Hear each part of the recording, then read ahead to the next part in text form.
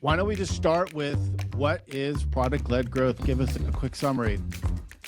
Yeah. So product-led growth, essentially I like to think of it as a strategy for launching your product in a way where it prioritizes the product itself as the main driver for customer acquisition, activation, retention, as opposed to what used to happen, sort of the traditional way of achieving those things was more through a sales-led approach, right? Like if you just think of historically, it's like, oh, we have a sales and marketing team to go out there and get our product in the hands of people. With product-led growth, it's the idea that your product itself could be the main driver to get that product in the hands of people. So at its core, that's what I like to think of as product-led growth.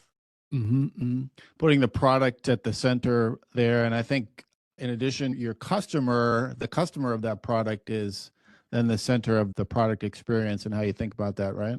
100%. And the experience that your customer actually goes through. That's the big thing when you think of, like, just give you a historic example of product-led growth. And we could definitely go deep into other more current examples, but I think of, and this will show my age a little bit, but, I remember signing up for new email back in the day, and I'm talking like 25 years ago. Hotmail was one of the biggest companies at that time for email. And it was one of the first email, sort of like free email services that you could sign up for that wasn't at AOL, and then even that, like you have an AOL membership, so you get your AOL email address. But Hotmail was this email only company that, anybody could sign up for a free email account.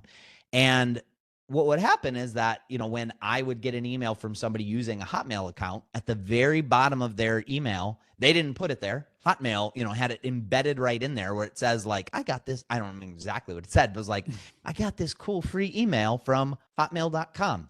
And so anytime anybody would get that email, they're seeing that and they could say, oh, interesting. I want to get my free email from hotmail.com. They could click on the link and go right to Hotmail and check it out. In a way, again, it's the product that really promoted it, but not just the product. It's the customer, that person that emailed me, that customer of Hotmail, whoever they were, they're really the ones that sort of turned me onto it, not on purpose, but if it wasn't for that person emailing me, I wouldn't have learned about it. So yeah, when it comes to product-led growth, there's so many aspects to it that are important.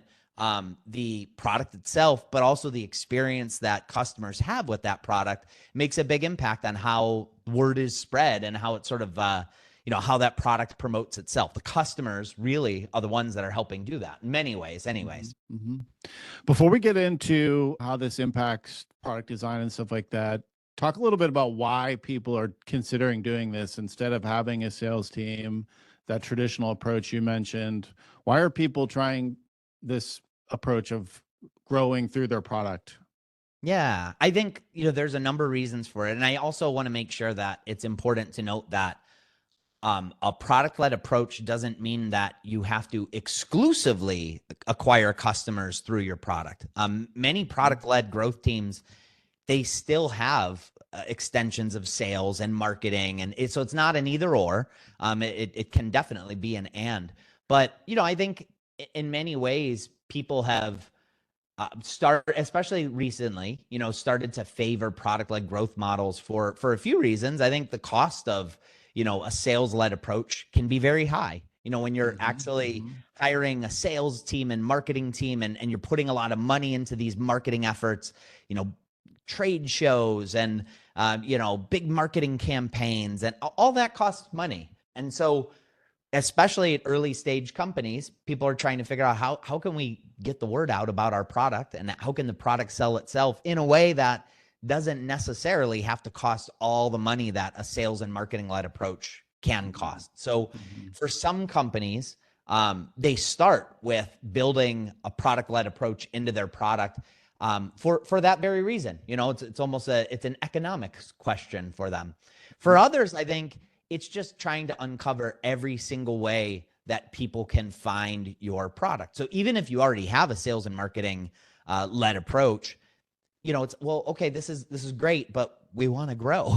So yes, hopefully our strategies and our approaches will help continue to grow, but how else can customers find out about us? So you see a lot of companies that even if they're taking that sales and marketing led approach, they're also looking for ways that they could build in a product led approach for uncovering new customers in as many ways as they possibly can. So it's probably more, but I mean, when I think of companies on like, why are they taking this approach? There's a couple things that come to mind. I think it appeals to certain buyers to self-service, to learn about your product without having someone pitch them on it and educate themselves. So I think it definitely appeals to a certain segment of buyers, which I think is growing over the last 10, 20 years. Those buyers who want to figure it out themselves instead of being sold to.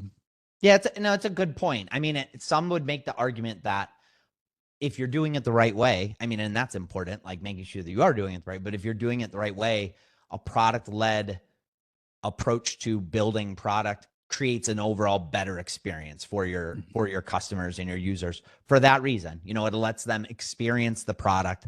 It lets them get to actually try things out. There's different sort of key models built into product-led, but things like a free trial or things like a freemium offering. It allows customers to actually get a feel for experience your product first, as opposed to it being behind some sort of wall where, to your point, you have to call a salesperson and you have to actually give them money, in order to start using the product. So me personally, when I'm looking at technology products to use, I do want to get a feel for it first. And I think, also there's many of those, I mentioned, freemium products out there. Oftentimes I look at the products that I'm using today, I might have started using a product in a freemium way, meaning there's a piece of the product that I can use for free. And sometimes it's like perpetually, I can use this product for free. I might not be able to unlock all the features. I might not be able to access every single piece that a paying customer would. But there's a version of that product that I could use for free perpetually. I might have never even had a plan to purchase that product, but ultimately I ended up becoming a paying customer. Slack is a good example of that. My company first started, we're so small, using the free version of Slack was all we really needed. And I wasn't looking to open up my wallet and buy a product like Slack, but you use it, you start to feel how important it is to your company. And then all of a sudden you realize that, well, maybe this freemium version is less than what I need right now. And now I'm willing to open up my wallet and actually pay for a version that I have to pay for now at this point. So I think in those cases, it sort of opens up a new market of people that maybe wouldn't have even bought your product in the first place, but now they're willing to give it a shot, and that leads them becoming a paying customer. Yep. Slack is a great example of that. We were, I think, 5-year users of the free edition of Slack for a long time, and saw the value and became paying customer at some point. But so how does this reshape product owners' thinking around where they're putting their focus on? You mentioned some things around activation and onboarding and stuff like that. Feels like an area that maybe gets a greater emphasis when you're trying to adopt a product-led growth strategy.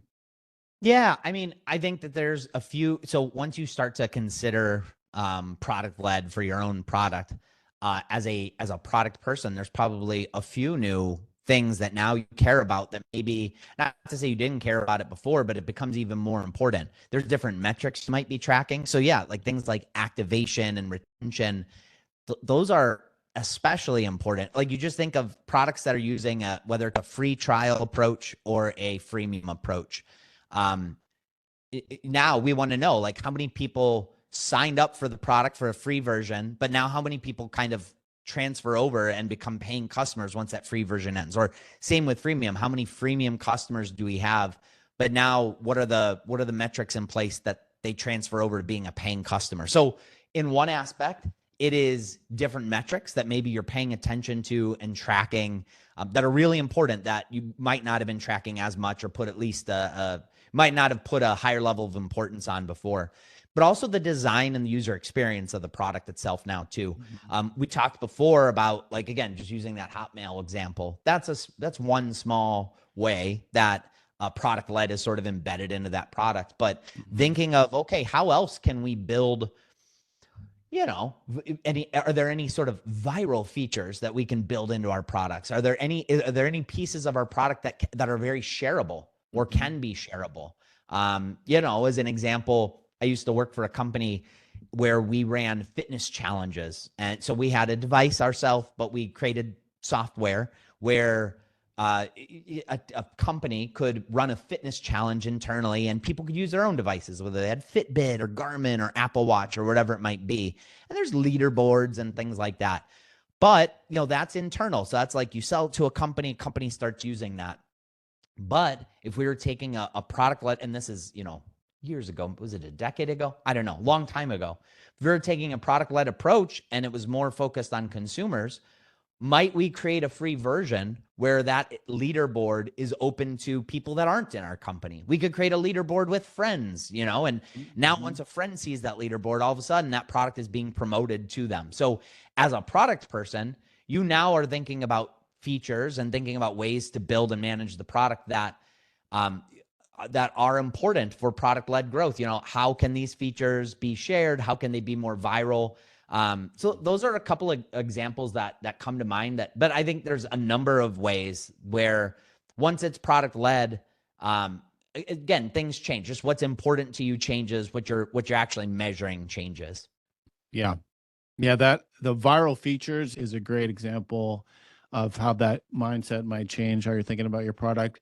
I also was thinking about just that onboarding experience and discovering the product and learning the value of it and getting to that aha moment where you're like, yeah, this, like you were talking about with Slack, yeah, there's some real value here. I need to become a paying customer. Yeah. And walking them through that when you don't have a sales team or someone next to you from the product team holding your hand through that. Yeah. Well, it's a good example. Again, going back to that company I had worked for, the product, to just start to experience the product, it's behind a wall where, again, you have to be a paying customer, you have to be logged in, everything like that. If I was going back in time and I said, hey, we should be taking a consumer approach, or even if it wasn't a consumer approach, we're saying, hey, one way to build up our customer base is by letting people at companies start to try it for themselves without ever even paying. What does that mean? It means like creating a self-serve approach, right? Like, or at least that could be one potential way.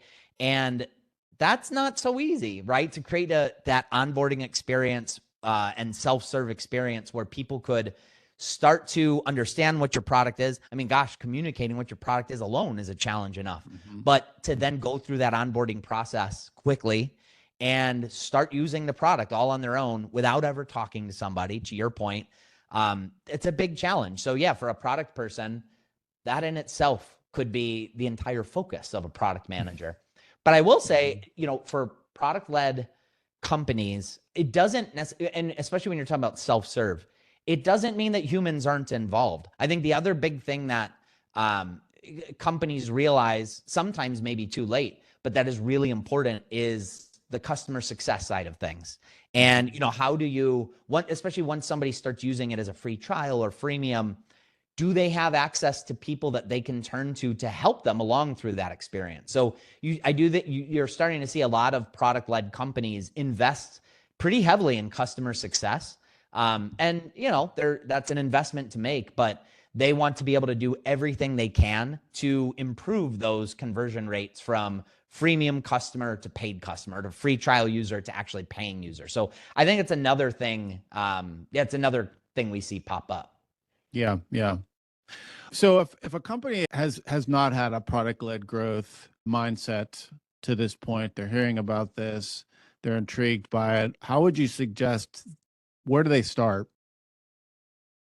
Well, the first couple steps. Yeah, I think first learning about it, but across the organization. Yeah, is in order to really launch a product-led strategy well, especially if you've been at it for a while, and so this is a current product that you're using a sales-led approach. It's getting everybody on board, and it definitely starts at the very top, right? Like the senior management needs to be bought into. Yes, product-led is going to be an important strategy for us, but it does take the support of everybody internally. So that means the sales team. It means the marketing team. Like, everybody has to feel like product-led is a strategy that empowers everybody. And it's not something that, okay, we're taking this product-led approach now.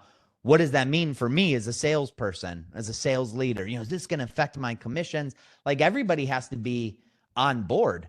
So I think maybe one of the biggest things is just getting everybody in the organization on the same page about what product-led is all about, why it can be beneficial for the company. And so having those conversations are really important. I think, being willing to experiment with things, it doesn't mean that, even if you're ready to take that approach, it doesn't mean you have to go all in with everything all at once. Being able to take it in steps and stages. It might mean that one of your products or a slice of your products is going to start with a product-led approach, and it allows your team to learn through the process. It allows your team to, take on a slice of it and learn, okay, if we have this smaller product that we have within our bigger set, and we're going to make this now a freemium product, what does it mean in terms of how we have to approach it, how we have to change our processes? And, every team sort of approaches it differently. So you'll learn through that. I think, one mistake I see made often, especially teams that are going through that, is they feel like they have to, it's a light switch, and it's one light switch, and you have to flip it, and that's everything. It doesn't have to be that way. I mean, I suppose you could you could approach it that way. Problem is, if anything goes wrong, or it's a bigger learning curve for your company, there are going to be a lot of growing pains. I'd rather have those growing pains in small slices, so it can be a more of an iterative process. Taking an agile approach to adopting a more product focused growth mindset. Yeah, I mean, we're product really wise people, right? advice. Like that, this should come naturally to us. But oftentimes, you'd be surprised. People, we say that about how our products should be more agile and more iterative. But when it comes to changing processes, or it comes to changing, again, the go-to-market, we sometimes don't approach, we feel like it has to be a bigger change, and it shouldn't be a more iterative approach. But I think if we just remind ourselves, we're product people, right? Like, let's approach this the way that a product person would. Might help us, actually. That's great advice. We've spent a long time talking about human-centered design of a product. And what I love about this product-led growth mindset is it's about centering the customer or people throughout the whole life cycle of the product, not just when you're designing it, but when they're using it, when they're onboarding, their success, getting value out of the product. You're really centering that. And I think probably the organization might be growing in improving the feedback loop of the customer to all those people you just mentioned throughout the organization to really make this a success. Yeah. No, you're right on. I mean, especially when you think of it from the customer's point of view, it's a process and how they interact with our products. We just launched this brand new report with OpenView and Pendo. It's a product benchmarks report, and it very heavily focuses on product led and understanding like how things are changing. And one of the things we talk about in the report, we kind of like graph it out. It's what are the stages that a customer goes through when they're really coming into contact with our products, especially product-led products. And it's like, at first they're in that discover phase. So they're learning about the product. And that might be in a number of ways, whether it's word of mouth, a product invite that's built into, a customer that used the product, or they're Googling it, right? And like trying to search for more information. So that's that discover phase.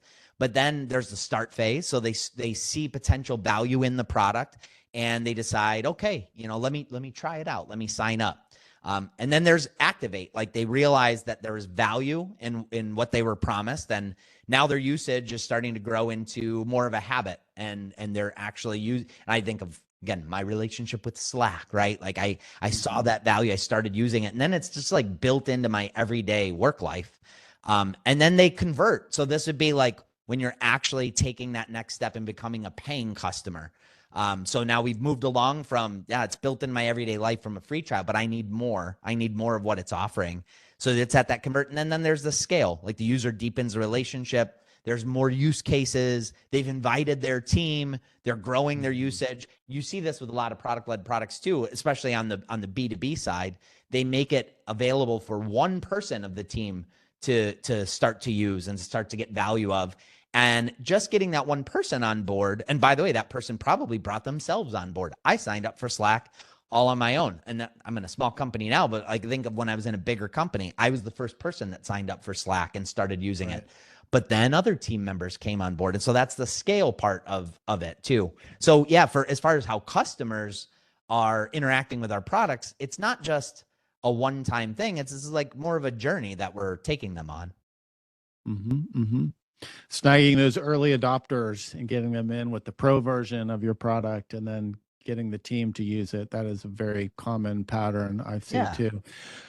One of the questions, we do have some questions here. Frank asks, what are some of the pitfalls to a product-led growth mindset? What do you see, Mike, when you're talking to people, pitfalls people run into either adopting this or just running with it? Yeah. I mean, I think there's several, for sure, several challenges when it comes to product-led growth, like nailing the user experience. I mean, a big part of a successful product-led growth strategy is making sure that your experience, or rather the experience that a customer goes through, is spot on. And it kind of has to be spot on. Like for them to be able to recommend the product to other people or start using it in a way that other people are now going to get turned on to it.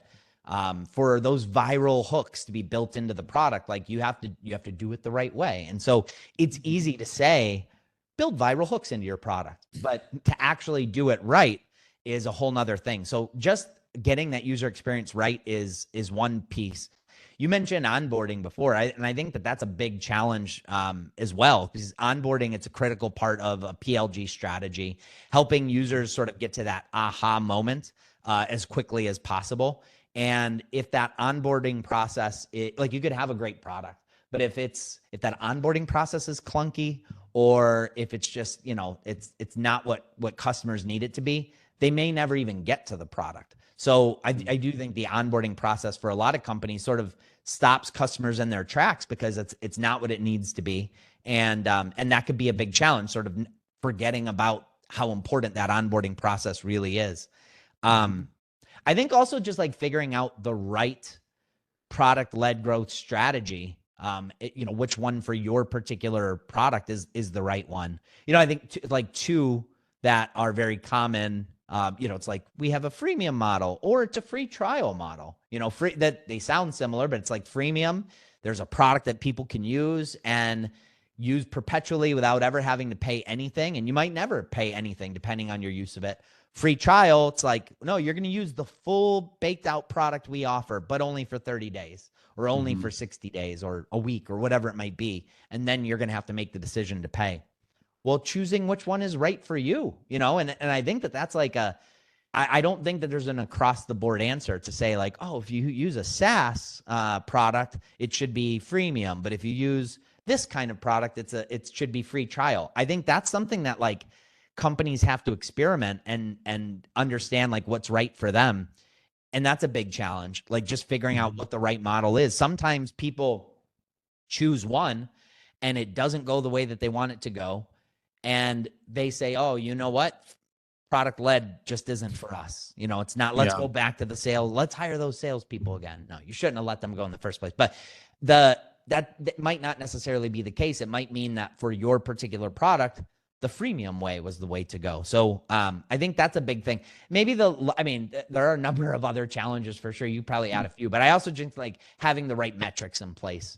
That is another thing that, you could launch this approach, and if you're not measuring the right things for your particular company, it might not matter, what you're doing, because you're measuring the wrong things, and the efforts you're making are sort of moving the wrong levers. So those are a few that come to mind. I'm sure probably add a few more onto that.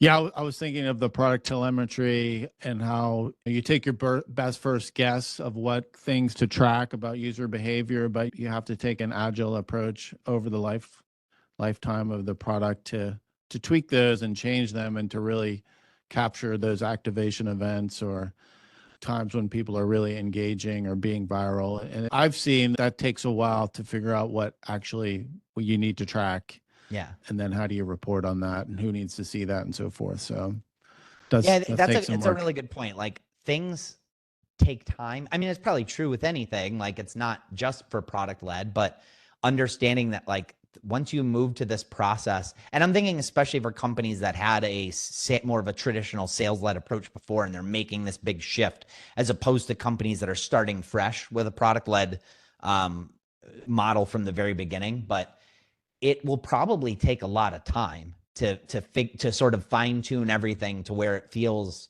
right or natural. You might need to do a lot of experimenting, and maybe sometimes people think like, oh, if we switch to product led, it's all of a sudden now the money just starts coming in, everything just starts rolling. But like oftentimes with anything, things take time for you to figure out how to do it right. Are there people you've met through the product collective that are really passionate about this that you've been able to learn from? Yeah, totally. The company that I would say that really comes to mind would be OpenView, which they're a venture investor company. They're a VC, but they've taken this real for longer than I would even say like product led was popular to talk about. OpenView has really been the early champions of talking about what it means to be product led. There's other organizations out there. The Product Led Alliance, I think, is one of them. Other companies that are sort of, trying to be vocal champions as well. But OpenView, the people at OpenView are awesome to work with. We've been collaborating with them on this benchmarks report for the last, I don't even know, 3 or 4 years. And that's always been fun too. I think we'll be planning a webinar with them soon to go over, because we just released this newest report within the last, I think it was like 4 or 5 days. So we'll probably be putting together a webinar to talk through the findings of that report too. But okay. Yeah, they're definitely a company that I feel like everybody should check out when it comes to product led. Okay, great. Hey, audience, if you guys have some questions, now would be a great time to send them in.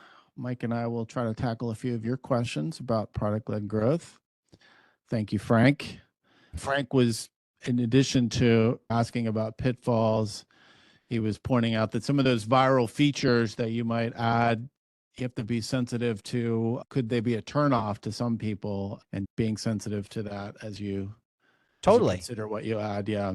So it all goes back to that experience that you want to build for your customers and your users. You could make everything, to Frank's point, extremely viral, and every single hook in your product is viral. But if you're doing it in a way that turns your customers off, it won't go the way that you want it to go. But some products in itself, I mean, you could also think of like, how can the product itself be viral in a way? I just think of products like Zoom as an example, or Calendly. Like they're products that their main offering was social, right? Like Zoom, people are I have to have this meeting with this person, and they, it's virtual, especially once COVID struck, like everything was virtual. But even now, I feel like those times, 2020 on, Zoom was around well before that, but it made it even more crucial and opened up everybody's minds to meeting people virtually. But how are you going to do it? So somebody sends me a link and it's like, meet here on this Zoom. And then all of a sudden I think, well, now when I need a virtual meeting, like this Zoom worked well. So my experience was good. I'm going to see what the Zoom is all about. I'm going to offer this up. So that just the main offering was, product, sort of exemplified product led, or Calendly. Like if I'm scheduling a meeting with somebody and they're like, use my Calendly to do it. I know some people are, there's mixed views on like if somebody sends you a Calendly link, but the reality is like all of a sudden now Calendly is top of mind. So you could also, you could think about like what products, if you're building a brand new product, just can the offering itself be product led or have those product led hooks? If you're trying to build those viral features in, I do think you need to be careful about not like making every single feature over the top, trying to make it viral or trying to make it product led, because not every feature necessarily has to be. Great point. I have a question here about tools. Are there tools you would recommend that help companies with this? Um, that's a good question. I mean, I'm not really aware of any product-led growth tools, so to be. yeah, I don't know. I don't know if there are. I mean, I'm sure that there are. I'm sure that there are some out there, right? Like, but it's not like when I think of like a company that's transforming to be product led, it's not like I think immediately, oh, you're going to have to start using tools X, Y, and Z. It probably Mhm. just matters more for what your company is and what it's all about, and what it is that you're trying, what problems you're trying to solve, and then just thinking back to, okay, are there tools based on this that we can use? So it's probably more about what your offering is that would impact what tools you're using. Um, I don't know of any like, oh, use this product led platform, or at least none that's coming to mind for me right now. Use this product led platform and Yeah. it just product ledifies all of your product. But what I would recommend is you get reading through resources that are out there. Like there are, again, what we just launched with OpenView, that report, product benchmarks report. And I'm happy to point people in the direction where they could find that report and access. I'll put it in the chat here. But there's Okay. also like just going through those resources and you start to learn about the strategies that people are using. And it's not so much the tool, but maybe more the approach or strategy that's probably most important. Okay, yeah. And I was thinking of there are frameworks too that you can think about, like the pirate metrics and ways to organize your product telemetry and so forth. But yeah, direct tools, I'm not aware of any. Yeah, absolutely. No, that's a good point. Great. Right. Maybe one last question. Anything else in here?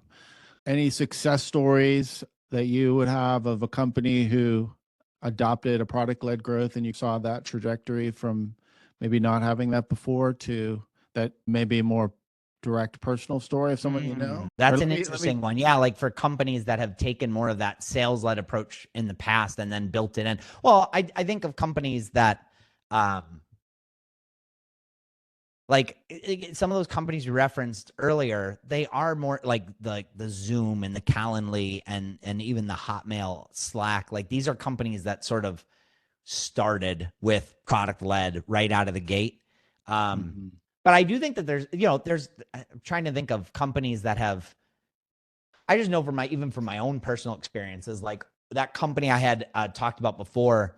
It was a small company, but we started with that corporate sort of model where you had to use it that way, and we did open it up eventually. It was after I had left, but we did open it up eventually as more of a freemium sort of model where people could sort of onboard themselves, and they did see increased growth because of it. And I'm sure there's probably like a lot of household names that, as an example, sort of Yeah. opened up freemium approaches. I'm just trying to think of offhand who that would be. Probably would need time to like I just think through. Yeah. And I don't know if any come to mind for you, but I know that they are out there. So it might be one of those things where it's like, as a follow up, we could go out and find Yes. Yeah. companies that Yeah. have found those. But it happens it definitely happens all the time, where you don't have to do it from the start. You can think through, how can we, where it was you had to pay for it right out of the gate. Now there's a freemium version. Now there's a free trial version. We at Product Collective, we've experimented with it where we had a paid membership community, and it was something that you had to pay for right out of the gate. And Mhm. people were signing up for it. But one of the things we ended up doing was, well, first of all, we realized, okay, if we have it this way, people can't really see the value. We could try to share the value of everything that's involved, but they have to feel that value to really understand it. Yeah. So how can we do that? And so we created a free trial for people where first 30 days, you could experience everything and be a part of it. And what we found was that people that started that process, many of them did stay, because like all of a sudden you're joining a community, you're starting to Mhm. talk to other people, you feel like you want to be there, and now people experience it that wouldn't have signed up otherwise. Ironically, we decided that we were serving so many people that were only paying for our product that it just didn't feel right for us, and we were generating some money from it, but we're like, we kind of feel like opening things up to be completely free. It's almost like using that paid membership model to have it no longer be a paid membership model, but it's almost like the freemium way to experience Product Collective as a whole. Like now you can just sign up for our member hub. It's free to do that. And we believe people will now, and people are already starting to do it. Like our biggest marketing driver for our conference is our own community. So our community, and like in a way, our whole approach is product led or has become product led, because when people sign up for a community or join our member hub, it's free for them to do that. It's now they don't have to worry about, oh, after 30 days, I'm going to start to get charged. They can experience everything that we have to offer. But there are also conferences that we offer. There's training that we offer. And in a way, this is a product-led approach. We don't offer a SaaS product. It's a conference. But in a way, it's like us taking a product-led approach to our conference. So I think that's the other thing is like, even if you're not a SaaS company that, is just released within the last few years, and, heck, you could be a conference like ours, a conference company, and still look for ways to sort of build product led into your approach. That's something I figured that comes to mind too. I was going to just ask you how you think about this at the Product Collective. So I'm so glad you gave that example, because I think that's true. It's not just for software. This could be for really, I think any company should consider, how do I put the product at the center and the customer experience of that product? And how do I onboard people to see the value that we create? So such a great example, Mike. It's like a good challenge to yourself, no matter what kind of company you are, to just even go through the thought process. Like, if I were to take a product-led approach, what does that even look like? And so it's sort of, no matter what your product is, asking yourself that question and challenging yourself like that, even if it all of a sudden it doesn't mean that you start offering freemium versions or whatever it may be, but even just challenging yourself to go through that thought process can add a lot of value. Yeah, that's a great point. We had a thought or question from Mike. He asked, is SEO and content marketing still needed to kickstart the viral loops that when people are getting into your product? So can you expand a little bit about that from a marketing angle? Yeah. I mean, in my opinion, that's all a part of it, right? Like, and that's why I said before, being able to work closely with your sales and marketing teams is really important, because what you're trying to do is think about, when I mentioned before, that sort of path that customers start experiencing your product, that discover path. That's the very first one. That's when they're learning about your product. That happens in so many different ways, right? Like you want them to go through the free trial or the freemium and start experiencing your product, but how do they find out about it? Maybe they're finding out about it through the product itself, but they might be finding out about it through some article that your content team wrote up and is out there, and it's great evergreen content. Like, that's a part of it. That's a part of product led too. And it doesn't mean that you as the product manager now own SEO, but it means that like you might be collaborating with your SEO team more than you ever did before. And so everybody's on the same page. Yeah. So like, to me, I think a company taking a product-led approach doesn't mean those things go away. In fact, it might even mean that those things become even more important. Okay, great. Well, great questions from our audience. Thanks, everybody. Mike, I really appreciate the practical advice and you spending some time with us today. It was a great honor to have you here. Well, thanks a lot. It was fun for me, so I appreciate you having me on with you too. All right, Mike. Appreciate it. And everybody, how can people stay connected with you and maybe learn more about the conference, this upcoming conference? Where should they go on social media? Yeah, you could look me up on LinkedIn, just Mike Belsito. You'll find me pop up right away. So that's a great way to connect and stay connected. But you could also check out more of what we do at Product Collective at productcollective.com. In fact, if you sign up there, you get access to our weekly newsletter and find out about all of our events that are coming up too. And you could learn more about our conferences coming up at industryconference.com. And the one that's happening in Cleveland, Ohio this fall, that's industryconference.com/global. You could also go to industryconference.com/virtual if you can't make it to the in-person conference, but still want to experience a day-long virtual conference that we hold on a separate date. So that'd be the best place to learn more about what we do. Okay, great. We'll get those links out to everybody. And thank you again, Mike, so much. Appreciate it.